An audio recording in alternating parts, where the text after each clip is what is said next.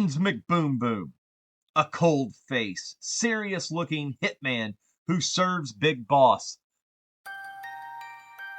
and one of the baddest crooks in the toy line. Buttons McBoomBoom was the personal assistant slash bodyguard for Big Boss. Awesome figure, awesome cartoon character, and boy oh boy, if there was a handful of these, how cool would Dick Tracy have been if they looked like this? I digress. Articulation in the figure is as normal. It rotates at the shoulder, the elbow, the hand rotates. The knees will bend, the waist will turn. Sadly, my hat has bled off onto the forehead. In some of the cartoons, Cops File number 52262. In this episode, McBoomBoom got upset when he lost his lucky penny. The very first penny he ever stole. He searched frantically for it in the sewer and also in an old rundown apartment house. Big Boss wanted him to rob the lottery machine filled with money at a huge mall, and Buttons couldn't do that because of his lucky penny being missed. He also had a cool Cops episode in 32816, the case of the crime convention.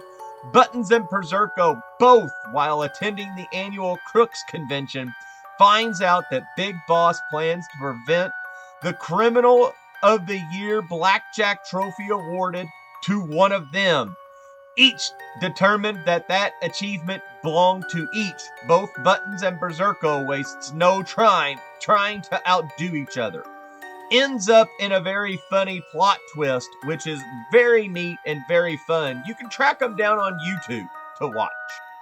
As we switch gears to look at the Tommy gun, the cap-firing gun.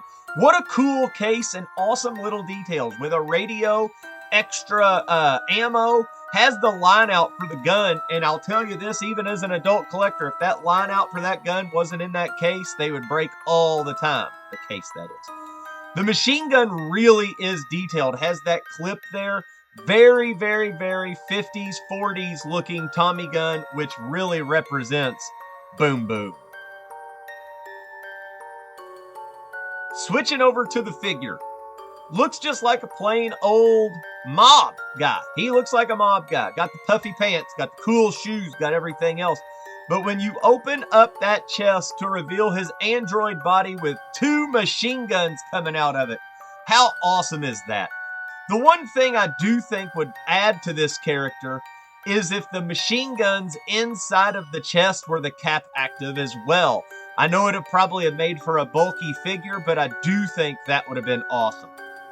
One of the downfalls for almost every Cops and Crooks figure is them holding the big bulky accessories that come with it. A lot of the time, broken fingers and thumbs would happen. That's a big case. It's heavy with having the machine gun in it, and to hold them really stretch the plastic of the hands. As you can see here, I'm going to fidget around trying to get this in here without breaking it.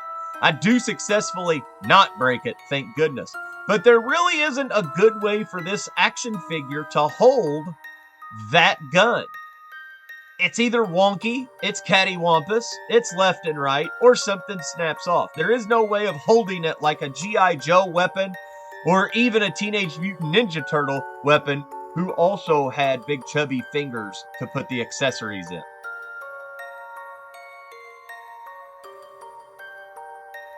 Playability for this action figure, you wanted him. He was probably the one that it would be. He's got guns coming out of his chest. He's got a Tommy gun. He is the baddest of all the bads that we have. Detail is awesome. Posability is pretty good. It just stinks to have the big guns like that. Nicky, Itchy Finger Johnson, Smokin' Joe, Rub Out Robinson. He had all the names, but in the cartoon, he was scared of bugs and insects, which would cause him to malfunction sometime. Really is a great cartoon, really is a great character. All in all, is really probably, now he is. He's the best toy in the Cops and Crooks line. Thanks for watching. Subscribe, like, and leave a comment if you have one. Peace out.